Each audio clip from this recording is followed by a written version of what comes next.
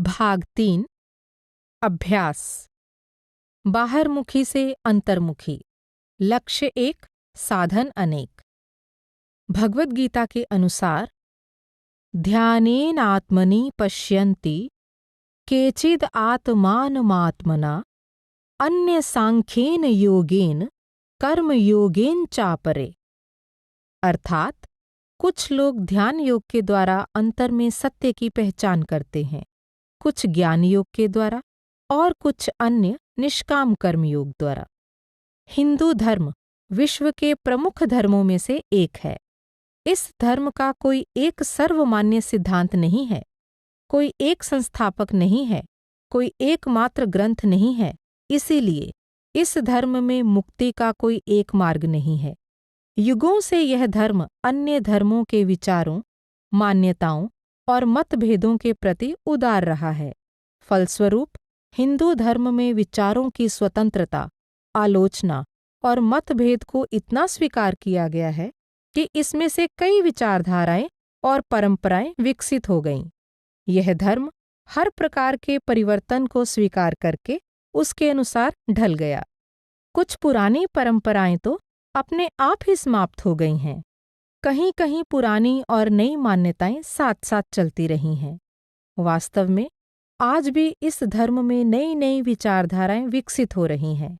इसलिए मुक्ति का कोई एक मार्ग न होकर कई मार्ग हैं। मोक्ष प्राप्ति के विभिन्न साधन मार्ग या योग कहलाते हैं। इस पुस्तक में मार्ग अथवा योग दोनों शब्दों का एक ही अर्थ में प्रयोग किया गया है। मार्ग शब्द का अर्थ है रास्ता। आम तौर पर योग का अर्थ शारीरिक व्यायाम या हठ योग की क्रियाओं से लिया जाता है, लेकिन ऐसा नहीं है। योग शब्द संस्कृत की युज धातु से बना है, जिसका अर्थ है जोतना, जोड़ना, मिलना, संबंध होना, जुड़ जाना, एकाग्र करना। योग का मूल अर्थ है मिलाप। यह शब्द वास्तव में जीवात्मा का परमात्मा के साथ मिलाप की ओर संकेत करता है। इसका एक और अर्थ साधन के रूप में भी किया जाता है, यानी उस मिलाप को प्राप्त करने का साधन। इस शब्द का अनुवाद आत्मिक अनुशासन भी किया जाता है। इस प्रकार यह मोक्ष प्राप्ति के विभिन्न साधनों की ओर संकेत करता है। वैदिक परंपरा में अनेक प्रकार के योग मार्ग हैं, जिनमें मुक्ति प्राप्त करने की भिन्न भिन्न पद्धतियां हैं। ऋषि पतंजलि का पतंजलि योग 6 दर्शनों में से एक है, लेकिन उन्होंने योग शब्द का प्रयोग आत्मा और परमात्मा के मिलाप के रूप में नहीं, बल्कि मोक्ष प्राप्ति के साधन के रूप में किया है। अपने प्रसिद्ध ग्रंथ योग सूत्र में उन्होंने योग का अर्थ योगः चित्तवृत्ति निरोधः बताते हुए योग को मन की विचार तरंगों को वश में करने का प्रयास कहा है। राजा भोज, जो पतंजलि योग सूत्रों के एक विशेष टीकाकार हुए हैं, उनका कथन है कि पतंजलि ने योग शब्द का प्रयोग आत्मा यानी सत्य और अनात्मा यानी मिथ्या का अंतर बताने के लिए किया। दूसरी ओर भगवद गीता में प्रत्येक परिस्थिति में समभाव यानी धैर्य होने को योग कहा है। समत्वम योग उच्यते। गीता का कथन है कि आध्यात्मिक साधक को सम्मान की अवस्था में, गौरवान्वित और निरादर की अवस्था में अपमानित महसूस नहीं करना चाहिए।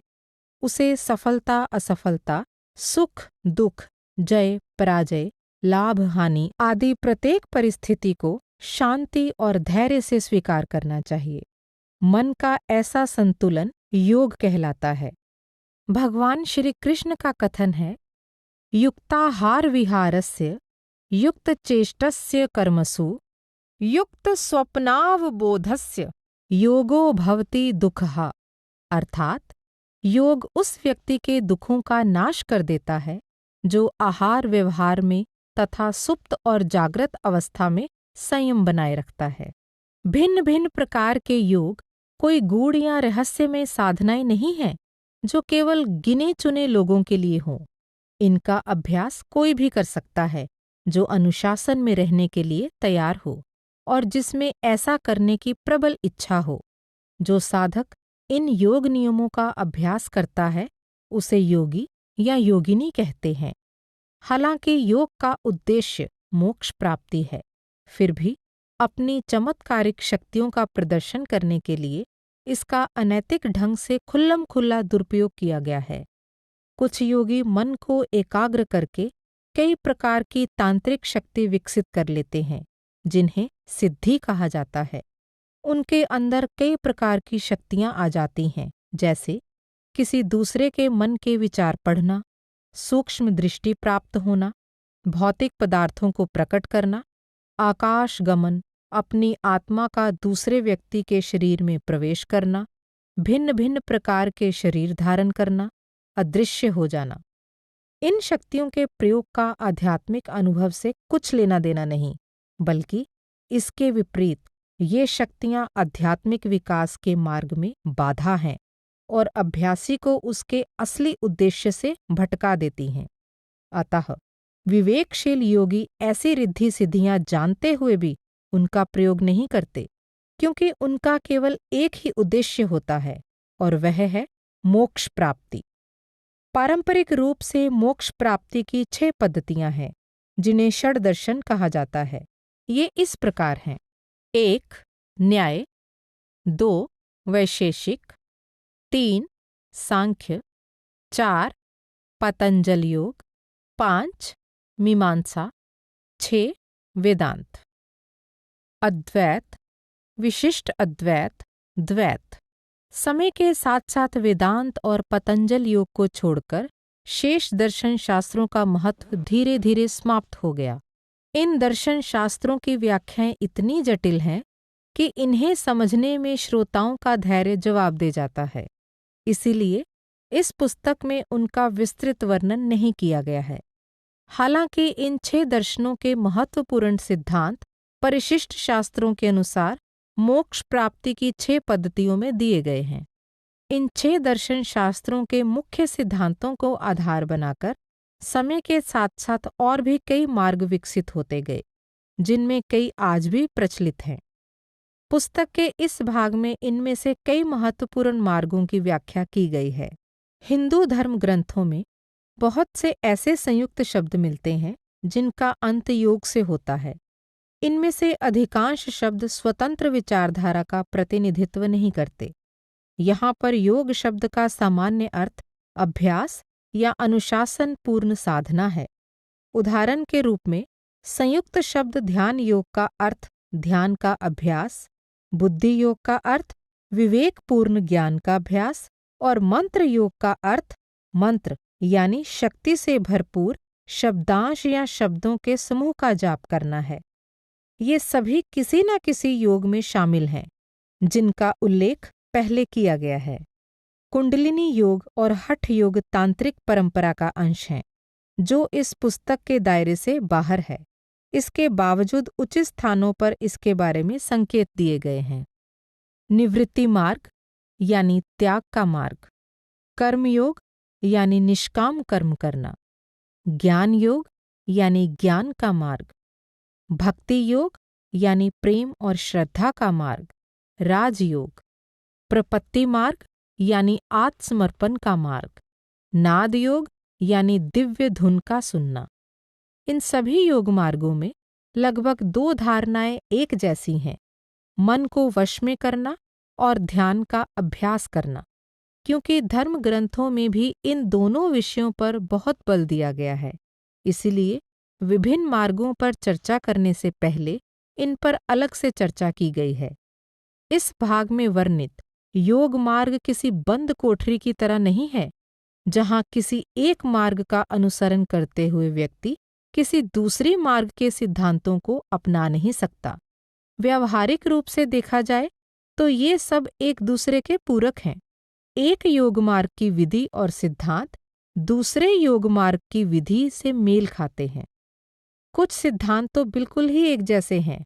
उदाहरण के लिए, अपने कर्मों के फल को परमात्मा को समर्पित करना कर्म योग का अति महत्वपूर्ण सिद्धांत है, लेकिन इसका अन्य योग मार्गों में भी वर्णन मिलता है।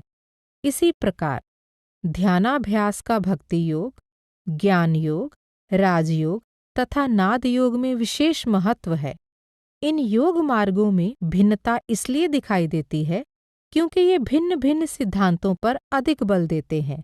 उदाहरण के रूप में भक्ति योग में प्रभु कृपा पर अधिक बल है, जबकि ज्ञान योग और राजयोग में व्यक्तिगत प्रयास पर बल है। इसी प्रकार ज्ञान योग में अद्वैत पर बल दिया गया है, भक्ति योग में अपने इष्ट देव के मिलाप पर, राजयोग में आत्मा को अपनी मूल प्रकृति से अलग करने पर तथा नाद योग में आत्मा को अंतर की दिव्य धुन से जोड़ने पर बल दिया गया है। इसके अतिरिक्त प्रत्येक आध्यात्मिक गुरु विभिन्न मार्गों को अलग दृष्टिकोण से देखता है। जैसा कि स्वामी यतीश्वरानंद का कथन है कि वेदांत में अध्यात्म की अनुभूति के दो मुख्य मार्ग हैं, ज्ञान योग और भक्ति योग। दूसरे दो मार्ग, कर्मयोग और राजयोग, इनके सहायक मार्ग हैं। उनका विश्वास है कि ये दोनों मार्ग एक दूसरे के समानांतर चलते हैं, लेकिन कई बिंदुओं पर एक दूसरे से मिल जाते हैं। इसीलिए एक मार्ग को दूसरे से पूरी तरह अलग करके उसका अनुसरण करना कठिन है।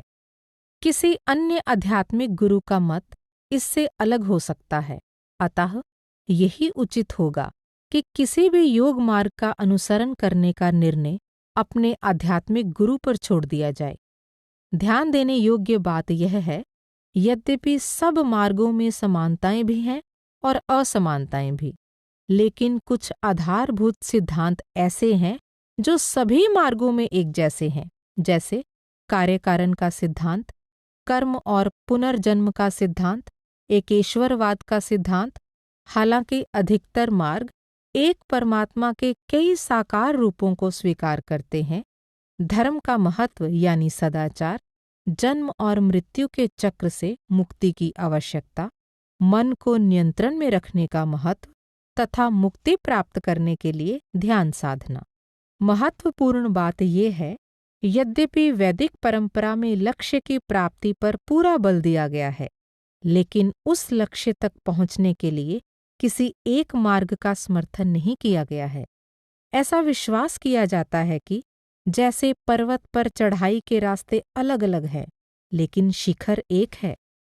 3री शताब्दी के एक यूनानी दार्शनिक प्लॉटिनस का कथन है कि आत्मिक ज्ञान के लक्ष्य तक पहुंचने के कई मार्ग हैं। सौंदर्य के प्रति प्रेम किसी कवि को अलौकिक आनंद देता है। उस एक के प्रति श्रद्धा और उसे वैज्ञानिक दृष्टिकोण से जानने की अभिलाषा किसी दार्शनिक की महत्वाकांक्षा बन जाती है। श्रद्धालु का प्रेम और उसकी प्रार्थनाएं उसे पवित्रता और पूर्णता की ओर ले जाती हैं। ये सब शाही मार्ग हैं जो वर्तमान से परे उन ऊंचाइयों तक ले जाते हैं जहां हम स्वयं को अनंत परमात्मा के समक्ष पाते हैं और उसका प्रकाश हमारी आत्मा की गहराई से प्रकट होता है। इसलिए किसी विशेष मार्ग को अपनाने का निर्णय आध्यात्मिक साधक के व्यक्तिगत झुकाव और उसके गुरु पर निर्भर करता है। इसलिए किसी एक मार्ग को ही एकमात्र मार्ग या सर्वश्रेष्ठ मार्ग मान लेना व्यक्ति की अज्ञानता और अहंकार है। भगवान श्री कृष्ण कहते हैं, ये यथा माम प्रपद्यन्ते तांस्तथैव भजाम्यहम् मम वर्तमा अनुवर्तन्ते मनुष्याः पार्थ सर्वशः। अर्थात मनुष्य किसी भी मार्ग से मुझ तक पहुँचे, मैं उन्हें सहर्ष स्वीकार करता हूँ। वे कोई भी मार्ग अपना लें, वे सभी दिशाओं से अंततः मेरी ओर ही आते हैं।